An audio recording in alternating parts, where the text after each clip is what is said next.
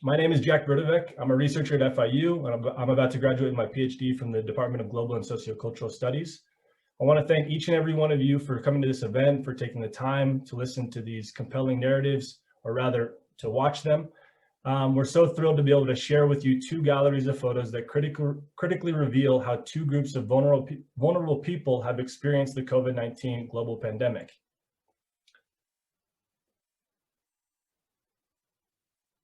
It looks like, unfortunately, we're getting Spanish on the English audio, so if we can take a moment to adjust that, that would be helpful.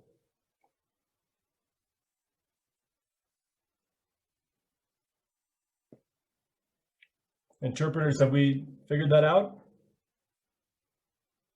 Okay. It sounds like it's okay now.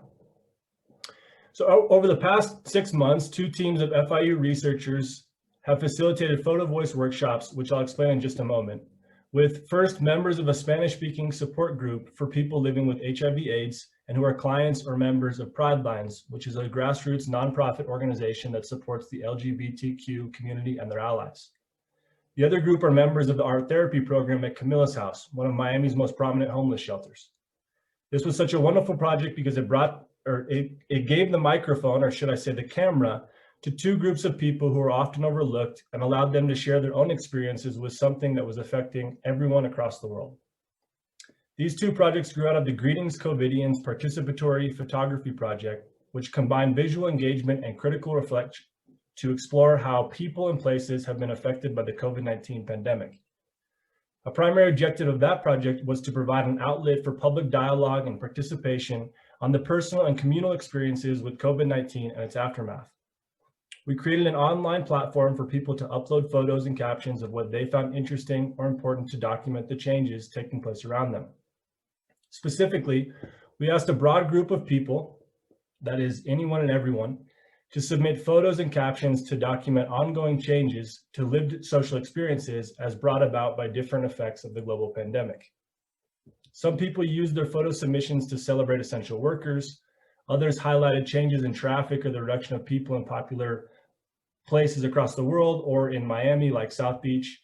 And some people commented on inequities or inequalities that were revealed as stay-at-home orders took effect. Just so you know, you can still submit photos to the general project. You can go to greetingscovidians.net and follow the submission procedures. This submission form will stay up for a while as all of us, you, the audience, us, the researchers, the artist participants that are here with us today, continue to evaluate the transformations that have occurred because of COVID-19. Again, just go to greetingscovidians.net and submit a photo, title, and caption there if you feel so inclined. While we were doing this more general project, we realized that this would also be a great opportunity to use some of our research team's connections to different community organizations in Miami, like Pridelines and Camillus House, and engage with groups of people whose perspectives might otherwise be overlooked. So some of our researchers reached out to those organizations and we set up some meetings with some people. Those people are sitting with us today, thankfully. And they were interested in sharing their experiences and perspectives of how their lives were changing amidst other local and global changes. We conducted weekly and bi-weekly virtual PhotoVoice workshops with these artist participants. We carried these meetings out virtually via Zoom to adhere to social distancing guidelines.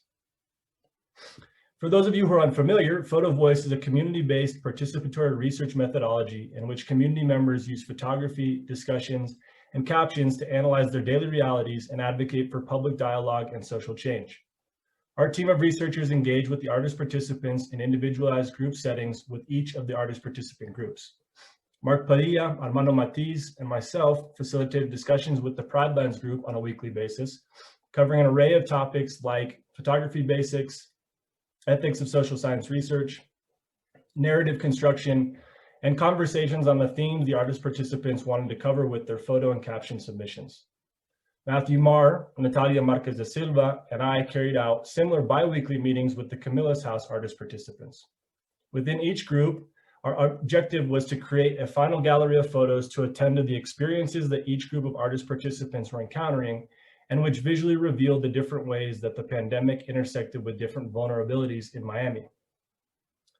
Our goal for all dimensions of the project, including the initial general project, was to facilitate a living gallery an online platform in order to empower people to make their own interpretations and amplify their unique perceptions of the ongoing global pandemic and the nuanced ways it was personally impacting their lives.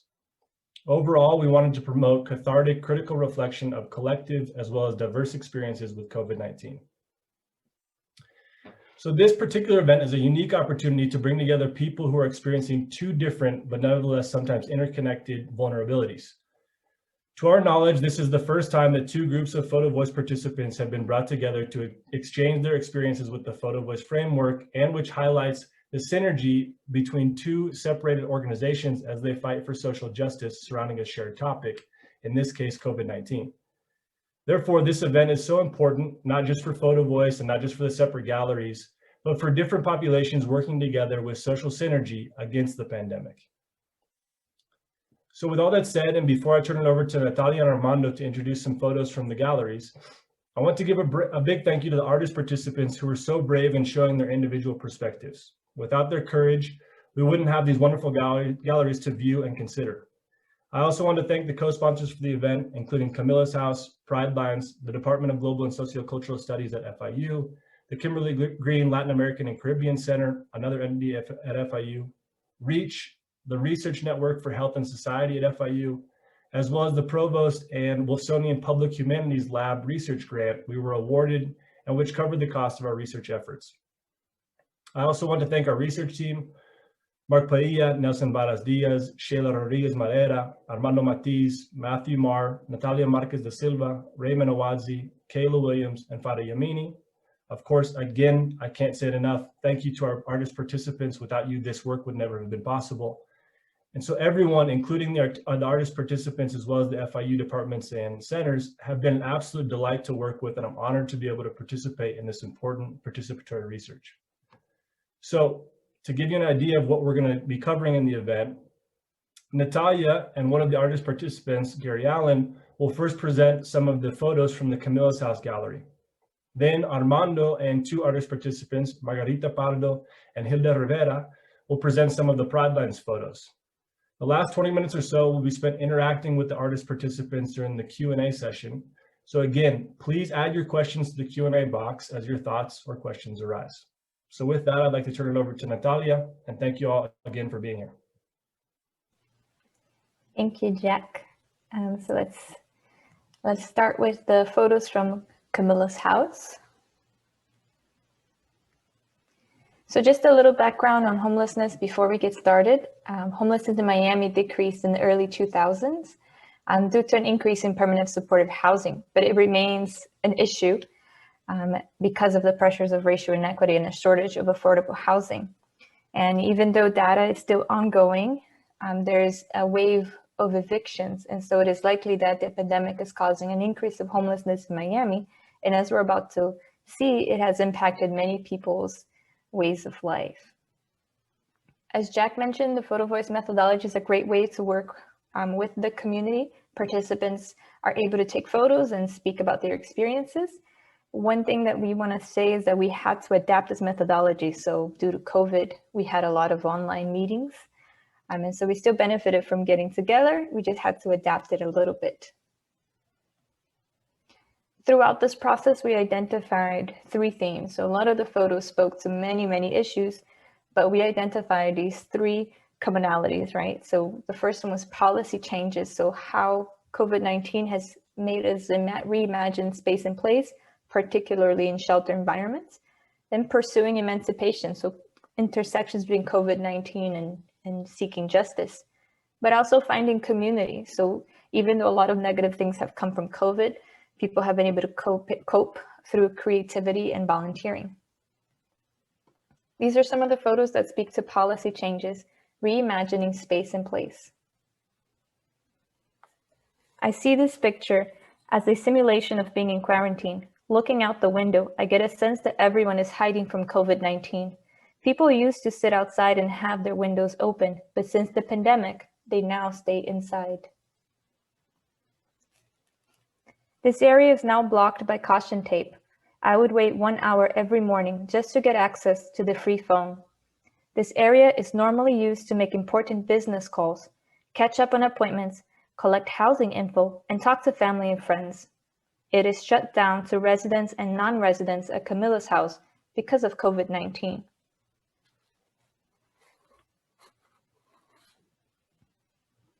This is the dining hall, one of the most important places at Camillus House. The seating capacity has been reduced to 2 individuals per table, where normally you would sit 4 or 5 people. This reduction in seats is to comply with social distancing rules, but it has also changed the dining hall environment. Before, people would socialize. Now people come, eat, and leave. This is another example of policy changes, which is a reminder to practice safe health and social distancing. This is a photo taken inside of my bunk, right next to a thoroughfare where 20 to 30 people walk by regularly. I have wrapped my bed with sheets and towels like a mask. We used to do this for privacy, but now, with the pandemic, it protects me from the bad air. James Bond can't even get me in here. The next photos are about pursuing emancipation.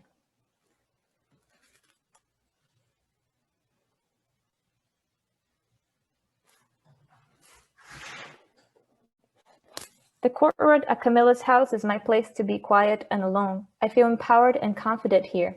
I can take a deep breath amidst the green escape from everything that is going on around me. This is a place that my mind can free from the problem of life. COVID-19, is this all a dream? Is it reality? People have lost those they love. Can it get more real than that? The following photos are about finding community in isolation, coping through art, expression, and volunteering. Above everything, you must have hope, even if everything looks crazy and chaotic, and like it's the end of the world. You don't know what is going to happen in the future. Hope can bring you through the hard times. Art is what gives me hope. I was in the hospital, and I didn't know if I could ever hold a pen again. This piece of art in my hands gives me hope that I can get through whatever I might face. One might ask, how can you even have the audacity to sit down and draw in the midst of everything that is going on for me and in society? But I know that if we start back small, we can get to where we need to be. This is the Heart Room at Camillus House. It's a place where people come to socialize around art, a place where we can build community. But for me, most of all, when I'm here, it's time to work. It's time to create. It's time to stay focused. This is the place where I find my peace, quiet, and serenity. It doesn't matter what else is going on in my life or outside these walls. Once I hit that door, I'm in another world.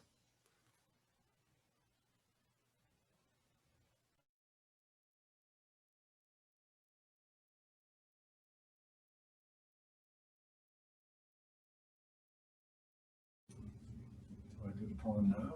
There's your donation box, Gary? Yeah, Gary, go ahead. The floor is yours. Okay, so it's time. Oh, okay, this is when I do the poem. I was wondering. All right, so the name of this poem is called Warriors Do Something, and I call it the Battle Cry. And it goes like this. Warriors, warriors, warriors. Warriors don't lay down while the battle rages on. They get up, they stand up. Warriors are strong. Warriors prepare for battle. Warriors, they make a stand. Warriors take courage when the battle is at hand. Warriors never give up. They push past the pain. Warriors are facing their fears, and warriors still remain. Warriors, warriors, warriors. They fight the good fight. Their eyes are on the prize and they never lose sight of the goal. Warriors take hold. Warriors are brave and warriors are bold. Warriors step to the plate. Warriors are great. Warriors walk in faith. They know when to move and they know when to wait. Warriors are patient and warriors are kind. Warriors are gentle. They have a sound mind. Warriors got a choice. Warriors got a voice. Warriors finish their course. Warriors count the cost. Warriors suffer the loss. Warriors pay, warriors stay, warriors pray, warriors they love their neighbors and they love themselves too. That's what warriors do. I am a warrior. What about you? Woo!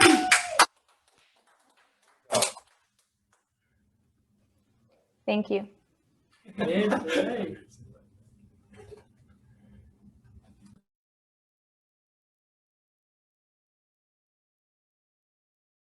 Sorry, I was muted still. Thank you for that, Natalia, and thank you for that, Gary. I think as a lot of the audience can see here, a lot of these photos and a lot of the captions that go behind them are very personal and very emotional. And I think that this group of individuals have already done a tremendous job of catching and also interpreting the things that they're experiencing on a daily basis. So again, I just want to thank this community and this group.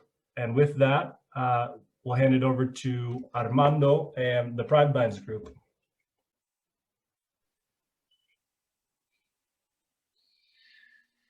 Bueno, primero que todo, buenas tardes para todos y quiero comenzar dando todo mi amor y todo mi agradecimiento a Adita, a Margarita, a Hilda, a Gloria que está ahora en Chile, a Albertico, a Eddie, a Carmen, que son mi familia PhotoVoice. Quiero dirigirme a ustedes para recordar que históricamente los seres humanos hemos tenido que enfrentar diferentes situaciones de la vida que nos han agobiado como humanidad. Y solamente a través de grupos de personas como Camillus House Team, el equipo de Camillus House, y también como el equipo de Pridelines, solo equipos organizados, personas convencidas han hecho posible que podamos producir algún tipo de transformación. Hechos históricamente que en la humanidad han afectado a las personas, aparentemente que son de diferentes características, los hechos en sí afectan al ser humano de una misma manera.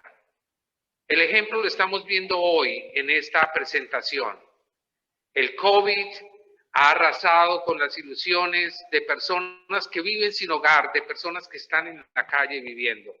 Pero también ha arrasado las ilusiones de personas que viven con VIH, personas que viven enfermedades crónicas. Y también ha arrasado con las ilusiones de personas que viven en familia sin necesidad de enfrentar condiciones particulares. En otras palabras, como que esas devastaciones afectan al ser humano de una forma paralela. No importa qué grupo social estemos vinculados, realmente la afectación social, psicológica y física, específicamente en el hecho del COVID, es como algo similar.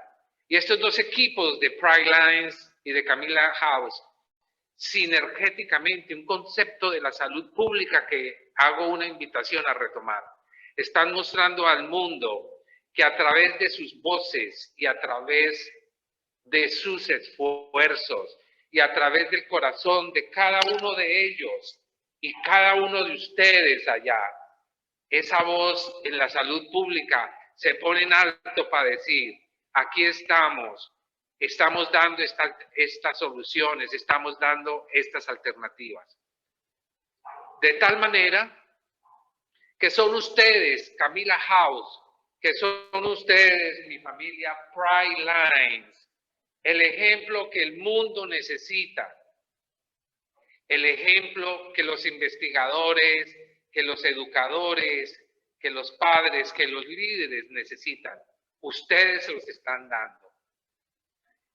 El reconocimiento más grande para Camillus House y para Pridelines, porque una galería de 58 fotografías pueden recorrer diferentes espacios de esta ciudad, del país y de otras partes del mundo a mostrar cómo el COVID, a pesar de su dureza, nos ha puesto en dificultades, pero aquí estamos haciendo y poniendo la cara. Creo que ustedes dos específicamente, mostrándonos como poblaciones, los unos con dificultades de orden económica, de orden social para sobrevivir, de limitaciones en su sobrevivencia, y otros con el rigor de la enfermedad crónica, de las enfermedades difíciles, del estigma, han logrado salir adelante. Entonces, creo que es el mejor momento para que su tarea siga siendo un ejemplo para otros grupos. Ahora los dejo con, ¿me pasan las primeras fotografías para mostrar, por favor? ¿Estas son? Sí. Esa es la de... Convivencia ciudadana. La de ciudadana. Mira, a ver, ¿cuál es? Sí, yo creo que esa es la de...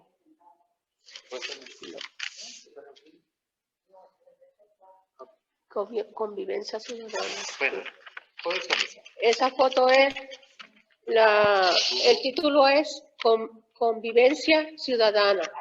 Descripción, hacer fila para pagar es uno de los tantos que no se han podido eliminar. El ciudadano no se pone en alto cuando todos seguimos las normas establecidas, pero esto no se da siempre. Las alternativas son mantener la calma, el orden y ser tolerantes. Y apoyar a la distancia social es la clave para ciudadanos, para cuidarnos entre todos, sin parar la vida. Siguiente. Sí, esa es. Okay. Ya. No, pero tengo que hacerlo porque después no me- el título es Sin recursos. La descripción es: emocionalmente, cuando muere un ser querido, nos abatimos. Y la alternativa es: no es un problema familiar solamente, si todos colaboramos con el autocuidado. Next. Siguiente. Ay, esa que me gusta. Los pececitos, ok. Esa es fragilidad. Y la descripción es cómo los peces fuera del agua se asfixian. Los seres humanos con el COVID-19 y con mascarilla somos como los peces fuera del agua. Alternativas: tomar la prevención como una fortaleza que, aunque cambia nuestra vida, en realidad nos protege. Siguiente. La distancia. A través del cristal es el título. Y la descripción es: personas desamparadas viven día a día sin información, sin recursos y en la calle, enfrentando el virus del COVID-19. La alternativa es crear y apoyar programas para que ellos puedan asimilar el riesgo y entender que es un esfuerzo de todos. Siguiente. Muy bien. Ajá, el título es Confianza disfrazada. La descripción: policías que están para reforzar la protección de las personas durante el COVID-19 algunas veces abusan del poder. Las personas que están sin documentos no salen a la calle para hacerse la prueba, ni a buscar ayuda por temor. Las alternativas son mediante acciones visibles, indagar otras maneras de legalizar. Esta día de los nacionalizar la estadía de los inmigrantes. Otro gran es oportunidades y restaurar la confianza social. Muy bien. Ahora Margarita les va a presentar otra fotografía. Next. Siguiente. Siguiente. Buenas tardes. Esta foto es el verdadero enemigo, tiene la descripción. Se trata del COVID. Esto es una enfermedad que ha atacado a muchas personas hoy en día todos nosotros hemos tenido a la pérdida de algún familiar o algún amigo que nos ha marcado. Lamentablemente hemos estado batallando con todo esto y serían las alternativas de buscar la información, informarse de cómo uno poder ayudarse, ayudar a nuestra familia y estar hasta el final que pase la pandemia, que podamos vacunarnos y salir de todo esto. Siguiente.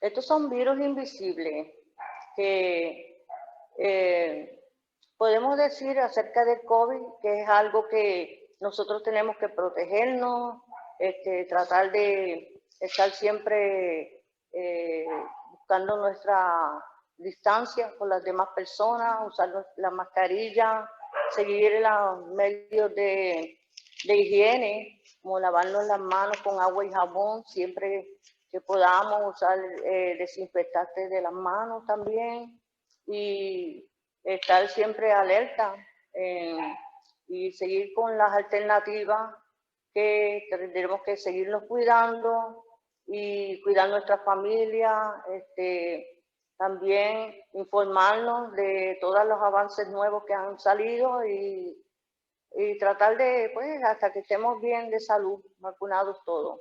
Siguiente.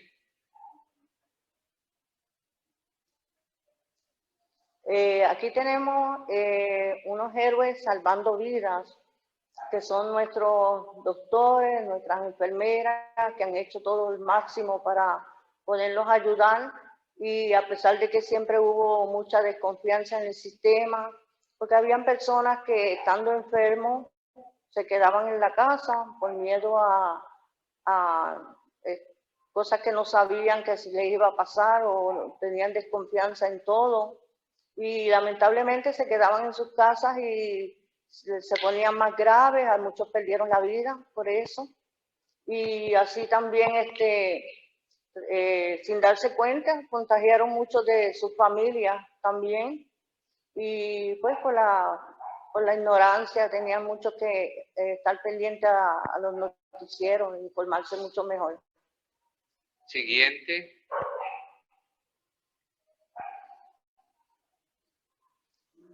Esto es una devastación. La devastación es lamentablemente todas las familias que han tenido muchas pérdidas, todo lo que hemos sufrido, gente que se quedaron sin familia, huérfanos, perdieron a sus padres, los niños, padres perdieron hijos también. Esto ha sido muy devastador para muchas familias. Lamentablemente todos hemos pasado por eso. Y tenemos que seguir juntos adelante, tratar de mantenernos hasta que toda esta pandemia pase. Muy bien. Tenemos una galería de la familia de Pridelines conformadas por 31 fotografías, que sumadas a las 27 fotografías de Camillus House, nos da una perspectiva y una posibilidad de elevar la voz frente al COVID desde los grupos poblacionales que son altamente vulnerables. Nuevamente a la familia grande de Pridelines, todo el amor y todo el reconocimiento porque ellos han sido los héroes en esta ocasión.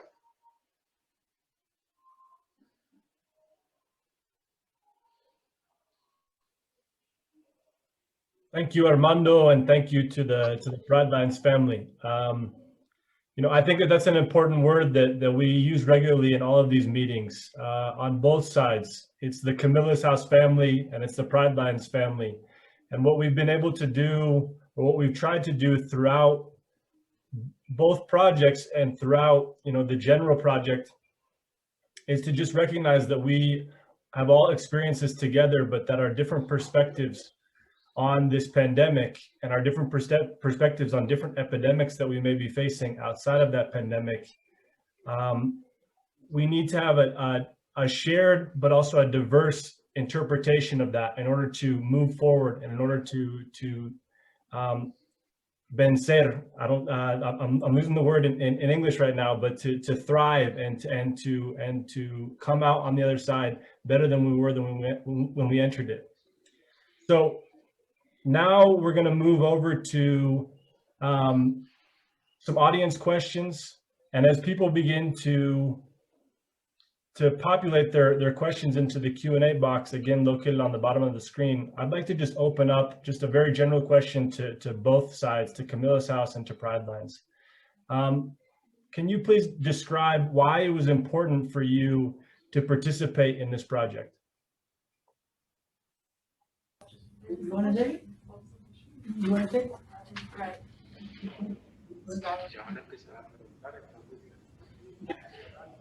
You want to take it? Go ahead, no, do it. Okay, hi, good afternoon. I feel that it is important to participate in the project to get other perspectives on, you know, how people are expressing their feelings towards the pandemic and how we can help each other through it, you know, building unity and awareness and just teaching we're actually learning something from each other, you know, our attention spans. We are learning, you know, what we like, what we really don't like, and we're basically healing each other in a sort of way that, you know, we probably never imagined before. So I find it is very important to the project, like coming together and just putting everything together. I feel that we can build a bigger impact on the world, not just the local community, but we can actually touch a lot of hearts and actually make a bigger impact so that people can actually really feel the need to cooperate and participate with the researchers of what we're asking, so that we can see if that is effective way of, you know, dissembling certain other bacteria that may be like, you know, flourishing around the place and stuff like that. So I find that it's very important. Okay. Thank you. Before we move on, because I think that Elving wanted to say something, but let's quickly go to Pridelines and hear their response to the question, and Elving will come back to you, okay? Okay, sure, okay.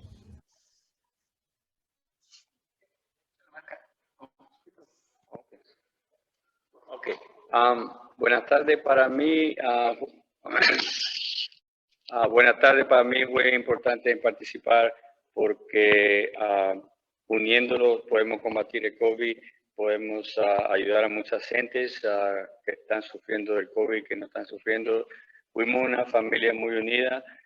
Eso es muy importante para combatir el COVID. Hicimos muchas cosas bonitas entre todos como una familia. El señor Armando lo ayudó en poner todo bueno. Todo salió gracias a él y a todo el mundo, que aprendimos muchas cosas del COVID para tenerlas en nuestra familia y ayudar a las personas que están en la calle para que los unamos y seguimos para adelante en nuestra vida. Very nice. Gracias, Albertico. Elving, would you like to come on and give your thoughts? Yeah, sure. I'm on mute. Okay. I thought it was important for me to participate because we are able to show the things that we are doing different so that we can stay away from this pandemic. We did go through a lot of changes as far as the way that we walk around the campus and the things that we are allowed or not allowed to do while we are trying to combat this pandemic. It shows that in every situation, there's a time when you have to adjust to a different kind of living or kind of spending your days while you're here. Because when we were here at Camillus House, we were actually on lockdown.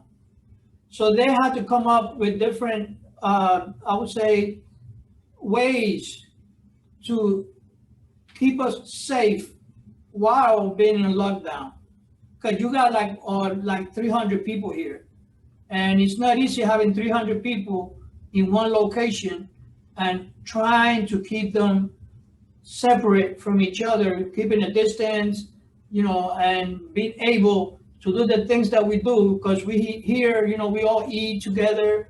We have clothing rooms where we go to. We have different activities that we participate on. We call them groups. And we have to make a way to be able to continue doing those programs without having everybody jammed together and perhaps maybe, you know, spreading the disease, whether you have it or not. So it's different ways. By taking the pictures, we show different ways that we are trying or, you know, avoiding spreading the disease. There are several pictures that we took. It shows the distance, the marks on the floors, for instance, the distance that you should keep.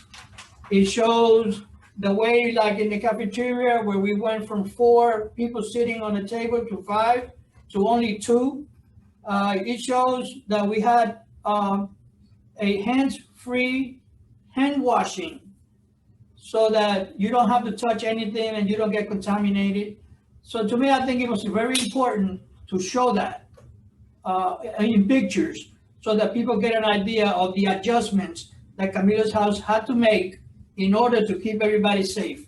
Approximately anywhere between 280 to 300 people. So that's what I thought about the importance of taking pictures and participating in this program. Very nice points from everyone, from Albertico and Pridelines, from Elena, from Elving. And I just want to mention, you know, something that Elving is alluding to here for all of the audience people. The photos that you've seen today, they're just a small portion of the galleries that we have. Less than, in some cases, less than a third of the galleries. And our intentions in the future is to actually print these galleries and then have them in hanging exhibitions to invite the public out. So I'd like to encourage everyone to sort of follow us, keep track of us, and look out for the next time that we can host the entire gallery at one point in the future when we can go back to forming gatherings. But looking at the question and answers here, someone from the audience brought up an interesting question, and I think that it'd be really interesting to hear the answer from the participants. Basically, the question is, we talk a lot about community, how this project builds community, but how does it build community, and how do we also maintain our safety? Obviously, we conducted workshops in an online setting, but how does this project help build that idea of community? Well, what comes to my mind, Jack, is that, you know, when I think about community, I think about this immediate community right here with us. To me, you know, us gathering around this project, man, it's just like, you know, when I said that poem, I think about the people here inside this room. You know, they're the warriors, you know, and through this whole process, we've been through this process for a few months now, and everybody who started the project is here right now inside this room, you know, so warriors stay, you know what I'm saying? Yeah. Warriors stay, they stay the course, you know, and everybody stayed the course here, man. And it's like, that's what community is all about, because a lot of people run their mouth, but at the end of the day, are you going to be in there? Right. Are you going to go through all the hard times and the tough times and people getting on your nerves and all of that kind of stuff that happens along the whole process, and Elena going to the DMV and ain't coming back, and but even though it's all love, you know. Even though we have distancing in the Camillus House, yeah, it actually still brought us together. Yes, every one of us. Yeah, everybody still got closer. Yeah, even though there's social distancing. Yeah, this brought something new to everybody here. And in this particular room and the people here, I would say everybody in here is a warrior. Stayed the course, you know what I'm saying? You stayed the course, and that's what I think community is all about, Jack. And this project, I guess, enhances that in many ways. I think you're totally right, and I think that as we begin to show more and more of these photos to people, I think that will only help build our community, to share our perspectives. You can't be someone's friend if you don't know their past story. And so we all have to share our stories, and thank you for all taking the courage. I'd like to hear what Pridelines has to say with regards to that. How did this, for the Pridelines group, how did this project help build community?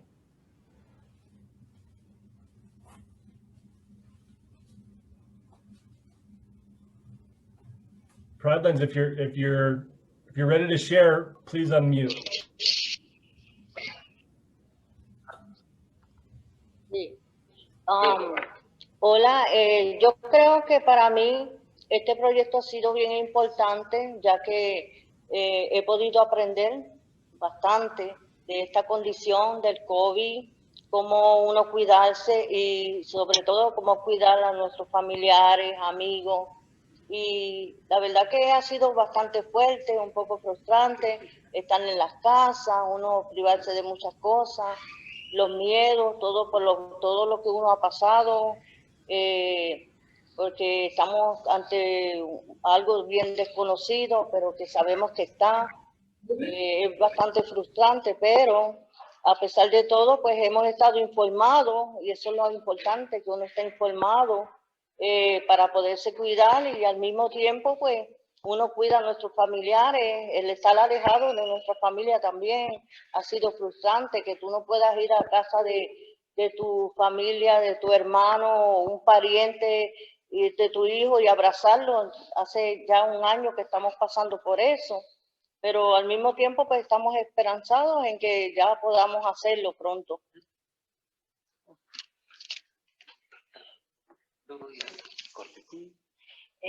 Bueno, yo aparte de toda la educación que tenemos hasta el día de hoy de la pandemia, fue una fecha para mí muy importante, el día del nacimiento del niño Jesús, que eso no nos quitó la pandemia, porque familia, sea 1, 2, 5 personas en cada casa, tuvieron la ilusión de armar como que su arbolito de Navidad, su ilusión de, bueno, de tomar su chocolate. Eso fue para mí mucha alegría porque con mi hija lo hice. Y no es que también por la pandemia, porque el niño Jesús nace esa fecha y es la fecha muy importante para el mundo entero, creo yo. Muchas gracias. Gracias a ustedes. Thank you all very much. Very important words that you're sharing with us. So I'd like to ask just a simple question here, because I'm trying to monitor our time. But I'd like to start with Pridelines. So I'm going to ask the question in Spanish for our interpreters.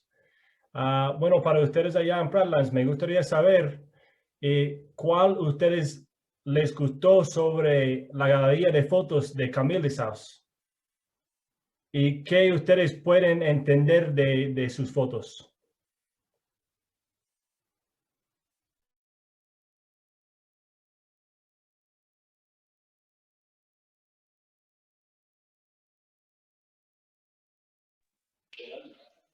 Bueno, hay muchísimas inspiración en esas fotografías.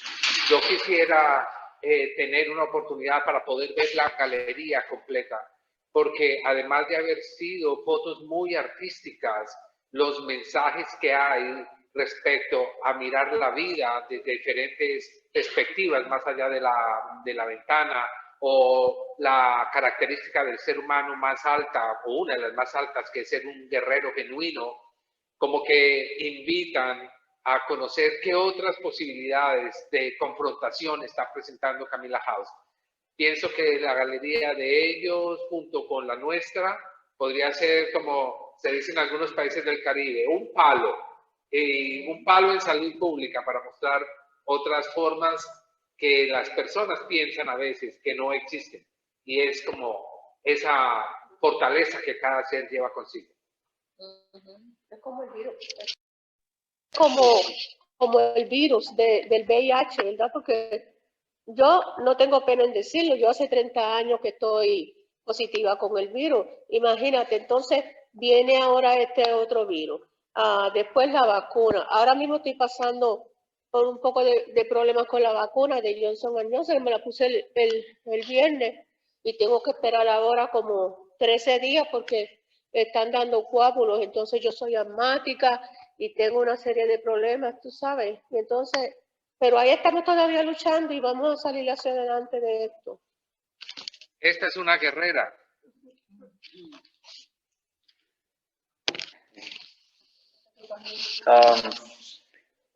¿Cuál era la pregunta de nuevo, Mr.? Discúlpame. En la galería de las fotos. No miré desafortunadamente la galería de Camillus House, pero lo más importante que yo miré rápido es que ellos hicieron tremendo trabajo, lo hicieron en equipo como nosotros, organizaron bien las cosas, pusieron muchas cosas bonitas, como me llevo en mi mente los guerreros que luchan en la vida. Esa es una cosa muy importante. Los demás hicieron tremendo trabajo. Thank you very Gracias. much. Thank you. Okay, and for Camillus House, the same question to you. Were there any photos in the gallery that were in the Pridelines gallery that were particularly impactful for you that you'd like to comment on? Anybody? Yeah, I have one. Briefly now. Yeah, briefly. I have a comment about the one where they were standing in line. I guess that's impactful because regardless of whether we are in a pandemic or not, there's still things that you have to do outdoors. There's still things that you still must do, like go to the grocery store, go to the bank, and you need to stand in line. And you have to abide by the distancing, or, what they're asking us to do is maintain that 6 feet distance.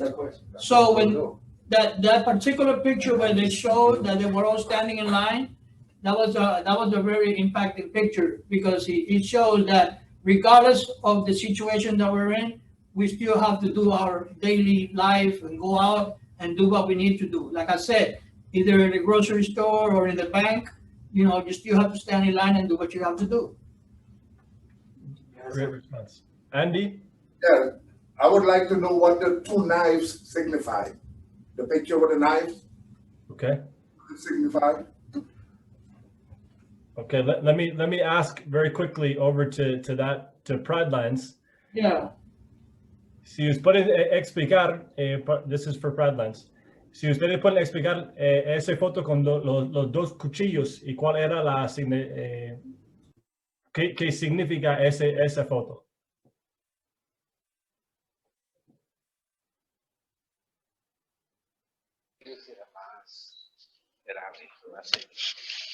Eso representa que el virus era más serio y todos tenían que educarse acerca del virus de COVID y por eso lo hice así. Muy importante que lo unamos como familia, que así somos. Lo hice de esa forma. ¿Sí? Muy bien. Me gustaría complementarles un poquito que el análisis del grupo cuando hicieron lo de los cuchillos era que un cuchillo es más grande que el otro cuchillo porque se comparaba el virus del VIH con el virus del COVID. Y lo que se decía finalmente es que el virus del COVID termina siendo más peligroso que el virus del VIH. ¿Era algo así? Ahora sí. Eso es verdad que yo creo que viene siendo más peligroso porque imagínate, yo llevo 30 años diagnosticada y gracias a Dios estoy bien y yo no creo que voy a morir de eso del virus del VIH, pero sí, esto es serio, esto del COVID-19 y me puede llevar allá arriba que no me quiero ir todavía.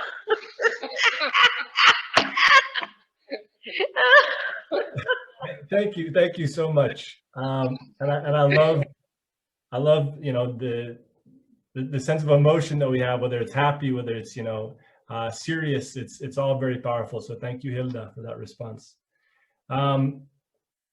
We're closing down on our time here. It looks like Pridelines maybe have a little bit of difficulty with their internet connection. Of course, that's the world that we're living in right now.